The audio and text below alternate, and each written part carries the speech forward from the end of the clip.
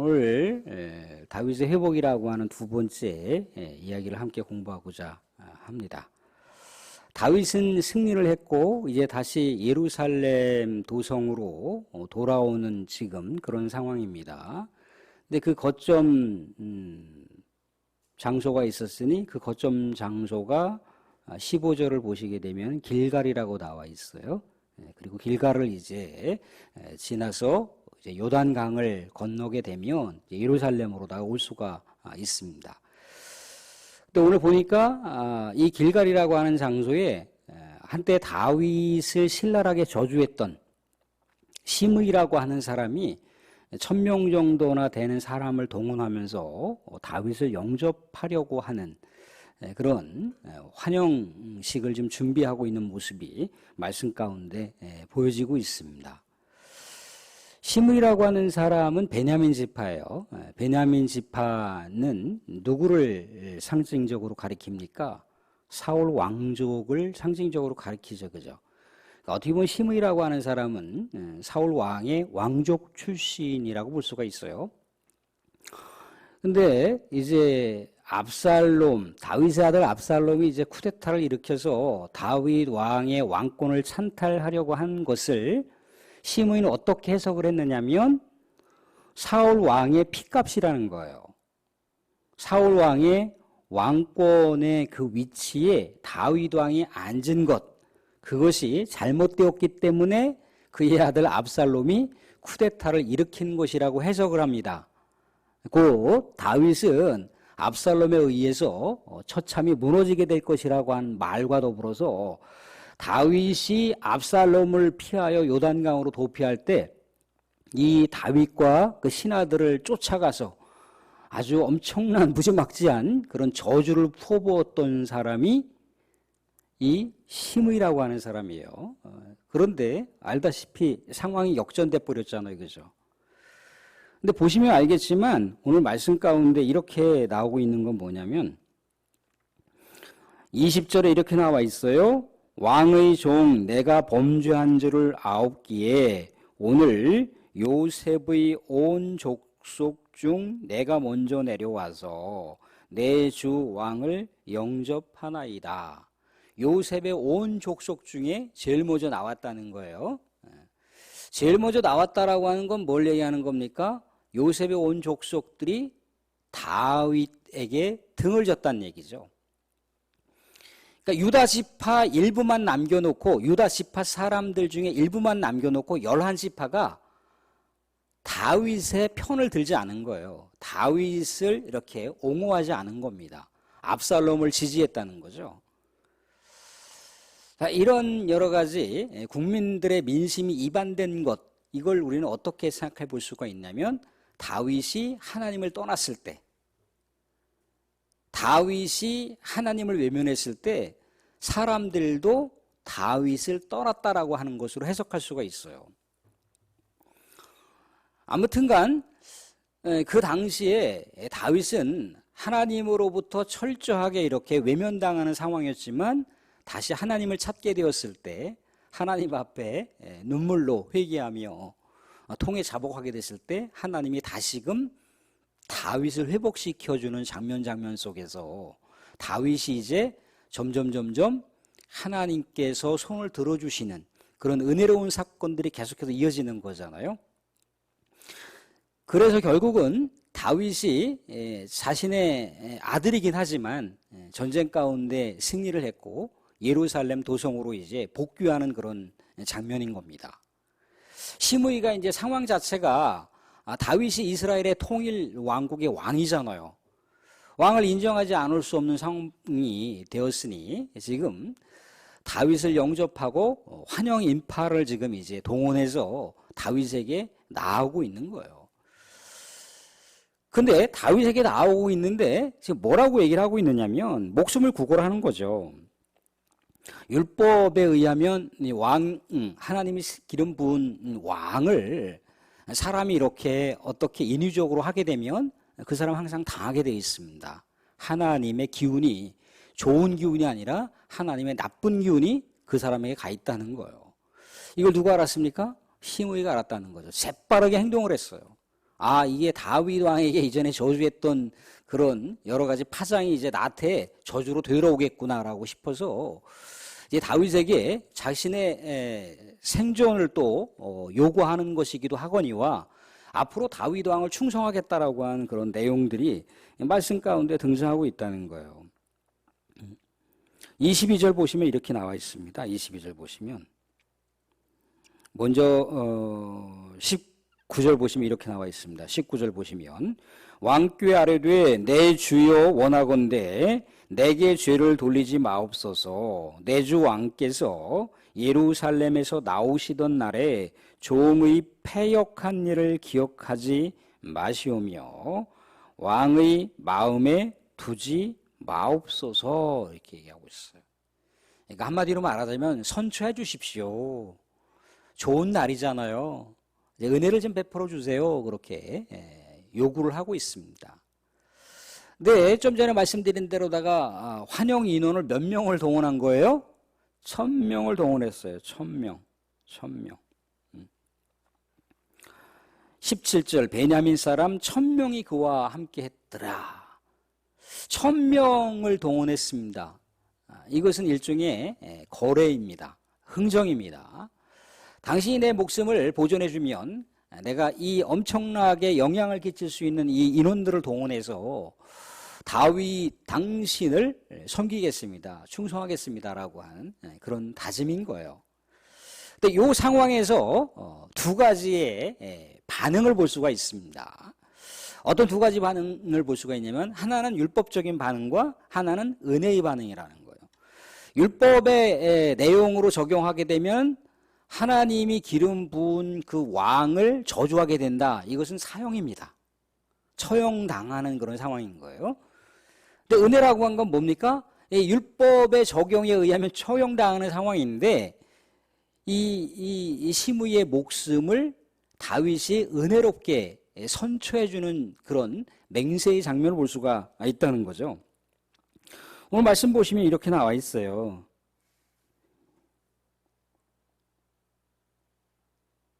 20절 보시면 21절 보시면 이런 얘기를 볼 수가 있습니다. 수르야의 아들 아비새가 대답하여 이르되, 수르야의 아들 아비새는 이제 다윗의 지휘관이잖아요, 그죠? 군사 지휘관입니다. 그가 대답하여 이르되 시므이가 여호와의 기름 부으신 자를 저주하였으니 그로 말미암아 죽어야 마땅하지 아니하나이까 하니라. 이렇게 얘기하고 있습니다. 그러니까 율법적인 적용에 따라서 이 아비새가 바라보는 건 뭐냐면 시므이를 처단해야 됩니다라고 얘기를 하고 있는 거예요.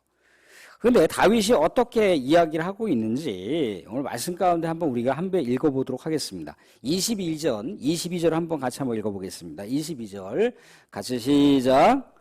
다윗이 이르되 수르야의 아들들아 내가 너희와 무슨 상관이 있기에 너희가 오늘 나의 원수가 되느냐. 오늘 어찌하여 이스라엘 가운데서 사람을 죽이겠느냐. 내가 오늘 이스라엘의 왕이 된 것을 내가 알지 못하리오 하고 23절도 왕이 시므이에게 이르되 내가 죽지 아니하리라 하고 그에게 맹세하니라. 시므이의 목숨을 지켜줄 것을 맹세했습니다. 근데 이 장소가 15절에 어떤 장소라고요? 길갈이라고 하는 장소예요. 근데 길갈이라고 하는 장소는요, 꽤 유명한 장소입니다. 이스라엘 백성들이 이제 요단을 건너서 가나안 땅에 들어가게 됐을 때 그 첫 성이 뭐예요? 길갈이라고 하는 곳이에요. 이제 새로운 역사의 무대가 펼쳐지는, 하나님의 언약이 성취되는, 이스라엘 백성들의 새로운 비전이 이제 스타트되는 장면이 이제 길갈이라는 거예요. 아, 이제 새로운 무엇인가, 새로운 은혜의 사건, 새로운 역사가 펼쳐지겠구나라고 하는 그 기대의 장소가 길갈이라고 하는 곳이고요. 이 길갈은 또 어떤 곳입니까? 다윗이 자신의 인생 역사를 새롭게 회복한 장소이기도 하잖아요. 그죠? 그러니까 은혜의 장소이고 축복의 장소이고 새 언약의 성취의 장소인 거예요.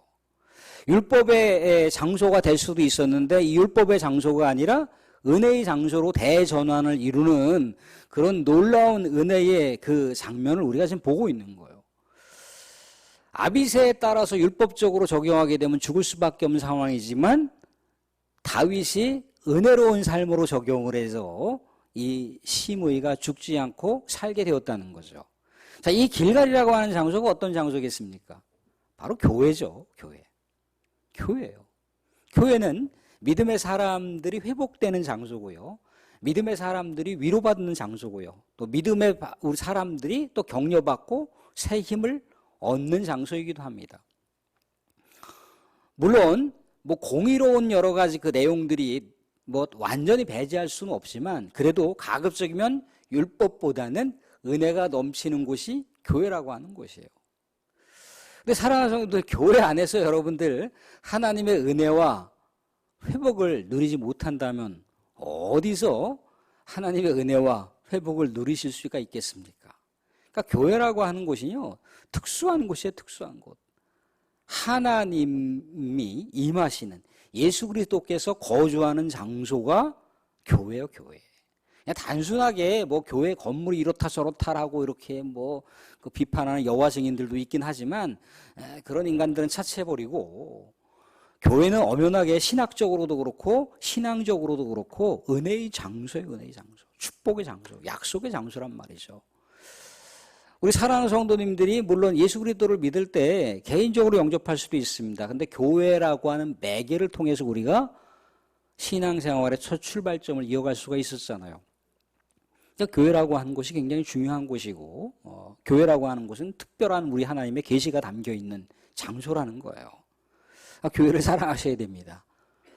건물로서의 교회가 아니라 우리의 신앙의 내용이 고백되어지고 또 우리가 부르짖을 수 있는, 교회에서 여러분들 기도 생활을 더 많이 하십니까? 집에서 기도 생활을 더 많이 하십니까? 물론 뭐 때에 따라서 개별적으로 나는 뭐 집에서도 기도 생활을 많이 한다, 뭐 그렇게 얘기하실 수 있거나 그렇게 또 실행에 옮기시는 분도 있기도 하지만 대부분 교회에서 기도 생활을 더 많이 한다는 거예요. 내 삶에 뭔가 삶에 애로사항이 있거나 결핍사항이 있거나 또 간절한 소망이 있거나 그랬을 때 우리가 절실하게 주님을 찾고 또 주님을 통해서 다시 새 힘을 얻고 우리의 또 삶의 현장에서 또 은혜가 우리의 삶 속에 이렇게 삶의 처소에서 응답이 이루어지는 여러 가지 사건들, 그게 이제 교회라고 하는 곳에서부터 이루어진다는 거죠. 교회를 사랑하시는 우리 성도들이 될 수 있기를 주님으로 축원드립니다. 하나 더 말씀을 나누면 오늘 말씀 가운데 보면은 무비보셋이라고 하는 사람이 이제 다윗을 영접하려고 나와요. 그죠? 24절 보시면 사울의 손자 무비보셋이 내려와 왕을 맞으니, 무비보셋은 사울의 손자이기도 하지만 누구의 아들입니까? 요나단의 아들이죠. 요나단은 이 다윗과 의형제를 맺었던, 어떻게 보면은 손 우위의 처남이죠. 족보상의 처남입니다. 그렇지만 여인의 사랑보다 그들의 사랑이 훨씬 더 깊고 컸더라. 그 내용이 바로 요나단과 다윗의 사랑이잖아요. 다윗은요, 사울에게 쫓김당하는 신세가 되었고 사울로부터 완전히 미운 털이 박혀있는 그런 사람이었지 않습니까? 그죠? 그런데 미운 털이 단단히 박혀있는 이 다윗을 요나단이 품어주고 위로해주고 또 대변해주고, 둘의 관계는 변개하지 않았습니다. 그래서 혹여라도 둘이 생존하게 됐을 경우에는 다윗에게 부탁하기를, 다윗이여 너가 나중에 이스라엘의 왕이 되면 우리의 후손들을 선처해 다오, 그렇게 한 거죠. 다윗이 왕권에 오른다라고 하는 것, 고대 사회에서요, 왕권의 어떤 특정 대상이 왕이 되게 되면요, 그 주변에 있는 대적 세력들, 그 주변에 있는 여러 가지 견제 세력들은 어떻게 당하는 겁니까? 다 숙청이죠. 그 위쪽 지방이 지금 왕조잖아요. 3대 왕조가 됐잖아요. 그죠? 3대 왕조가 됐을 때 어떻게 뜬가요? 주변에 고모고 고모부고 뭐고 다 없어요. 그냥 다 숙청입니다. 숙청. 자기에게 견제가 될 수 있을 만한 세력들은 다 제거하는 거예요. 그게 왕조예요. 왕조. 그래서 가끔씩 그런 얘기 하잖아요. 우리가 뭐 이씨 몇 대손 몇 대손. 아니 왕조가 아니면 다 숙청 대상이라니까요. 그 족보가 진짜인지 아닌지 모르겠지만 아무튼간 지금 무비보셋이 설령 사울 왕가의 후손이라 할지라도 요나단의 아들이라 할지라도 다윗이 왕으로 있는 한 그의 목숨은 파리 목숨에 지나지 않는 거예요. 그런데 다윗이 이를 어떻게 했던가요? 자신의 아들처럼 왕자처럼 자신의 밥상에서 같이 식탁 교제를 그렇게 나눌 수 있을 만큼 그렇게 은혜를 베풀었어요. 모조리 다 숙청당할 수 있는 대상인데 그 무비보셋에게 그렇게 하지 않았다는 거죠. 왜 그렇습니까? 형제 요나단과 약속했기 때문에. 그래서 이 무비보셋을 자신의 아들처럼 대한 거죠. 그런데 다윗도 여기서 한 가지 실수한 건 뭐냐면 자신이 이렇게 피난 생활하게 됐을 때 이 무비보셋의 종 시바라고 하는 사람이 있어요. 이 시바라고 하는 사람이 다윗의 피난길에 나와서 보호품을 갖고 왔잖아요. 그죠? 식량을 갖고 왔잖아요. 다윗을 위로해 줬잖아요. 그죠? 근데 너의 주인은 왜 안 왔느냐? 너의 주인이 이제 무비보셋이잖아요. 시바의 주인이 무비보셋인데 무비보셋은 왜 안 나타나고 내가 나타났느냐 하니까 뭐예요? 무비보셋이 당신을 저주했습니다라고 이렇게 거짓말로다가 애둘러서 얘기를 해버렸잖아요. 그죠? 그런데 무비보셋과 지금 이제 다윗이 상봉하는 장면과 더불어서 무비보셋이 진실을 이야기함으로 인해서 시바가 거짓말로다가 그렇게 자신을 유리하게 했던 것이 다 탄로가 나는 거죠. 그죠? 그렇게 해서 이제 어떻게 했던가요? 오늘 말씀 가운데 보면 이제 다윗이 그때에 자기가 화를 참지 못하고 무비보셋의 전 재산을 시바에게 줘버렸어요. 전 재산이라고 하는 건 뭐 그냥 딱 한 마지기 두 마지가 아닌 거예요. 그냥 몇백만 평인 거 몇백만 평. 그거를 그냥 이 무비보셋의 소유권이 있는 건데 무비보셋 소유권을 누구에게 전가시켜 버린 거예요? 양도해 버렸습니까? 그의 종 시바에게 양도해 버렸다는 거예요. 근데 왕이 체면이 있지 이랬다 저랬다 하는 것이 괜히 뭐 그러니까 이제 절반 정도만 그러면 시바에게 주고 절반 정도는 무비보셋 네가 그냥 보유하도록 하라 그렇게 지금 얘기를 하고 있지 않습니까? 그죠? 근데 여기서 하나 굉장히 은혜로운 건 뭐냐면 은혜로운 거라고 해야 될지 좀 억척스럽게 약간 바보 같은 행동을 하고 있어요. 뭐라고 얘기합니까? 29절 30절 보실까요? 29절 30절 보고 말씀을 마무리하겠습니다. 29절 30절 보시면 이렇게 얘기합니다. 같이 한번 읽어보겠습니다. 29절 시작. 그에게 이르되 내가 어찌하여 또 내 일을 말하느냐. 내가 이르노니 너는 시바와 같이 밭을 나누라 하니 30절도 무비보셋이 왕께 아뢰되 왕께서 평안히 왕궁에 돌아오시게 되었으니 그로 그 전부를 차지하게 하옵소서 하니라. 무슨 얘기입니까? 예전에 내가 실수했는데 시바에게 너의 땅을 다 이렇게 양도할 것을 내가 명내렸는데 이제 그렇게 하지 말고 이제 둘이 그럼 공평하게 나눠 가지면 되겠네. 50만 평씩 그렇게 나눠 갖도록 해라 그랬거든요. 근데 지금 무비보셋이 뭐라고 얘기하냐면 왕이 다시 왕궁에 돌아온 것만으로 나는 만족합니다. 그냥 시바에게 저의 모든 소유권을 가져갈 수 있도록 하십시오. 그렇게 얘기를 하고 있는 거예요. 근데 이렇게 하는 건 뭡니까? 아까 말씀드린 대로다가 무비보셋은 죽을 수밖에 없는 대상이라는 거예요. 근데 죽을 수밖에 없는 대상을 다윗이 어디에 위치까지 자신의 아들의 위치까지 그렇게 어떻게 했습니까? 최고의 직책으로 다 세워놓은 거예요. 그러니까 이 다윗에게 받은 은혜라고 하는 것이 엄청난 거죠. 그죠? 무비보셋의 입장에서는. 그러니까 무비보셋의 입장에서는 나는 다윗 왕 당신 한 분만으로 만족합니다. 당신 한 분이면 충족합니다. 당신 한 분이 살아 다시 돌아오신 것만으로도 나는 내 인생의 모든 것을 다 성취했습니다. 라고 그렇게 고백을 하고 있는 거예요. 자, 이 무비구설을 통해서 우리의 신앙생활을 이렇게 한번 돌아볼 수가 있는 거죠. 오늘은 우리 주님을 어떻게 생각하시고 있습니까? 주님은 우리 위해서 모든 것을 다 버리셨잖아요. 그죠? 모든 것을 다 포기하셨어요. 그죠? 우리를 위해서. 모든 수치를 우리를 위해서 우리가 그런 수치를 받아야 되는데 주님이 우리 그런 수치를 받으셨고요. 우리가 그런 죽음을 당해야 되는데 우리 주님께서 그런 죽음을 대신 당하셨다는 거죠. 모욕과 죽음과 그런 고통과 그런 모든 것들을 감내하셨어요. 왜? 우리를 영원한 생명을 주시기 위해서. 죄로부터 저주당하는 인생이 아니라 죄값을 다 깨끗하게 청산하고 우리 하나님 앞에 순결하게 설 수 있는 하나님의 자녀로 세우시기 위해서 우리 예수님께서 모든 것을 그렇게 버리셨다는 거예요. 우리 예수님의 은혜가 아니면, 예수님의 사랑이 아니면 우리가 어찌 성도라 부를 수 있으며 우리가 어찌 하나님을 아버지라 부를 수가 있겠습니까? 이 놀라운 은혜가 사실 무비구설을 통해서 우리는 다시 한번 또 고백되어야 되는 거죠. 찬양은 그렇게 얘기합니다. 주님 한 분만으로 만족합니다. 근데 주님 한 분만으로 정말 만족하십니까, 여러분들? 그렇지 않잖아요. 믿음만으로 됩니까? 믿음만으로 안 되는 삶을 우리가 살아가고 있잖아요. 그죠? 하나님의 은혜가 내게 족하도다라고 바울이 그렇게 얘기를 하잖아요. 그죠?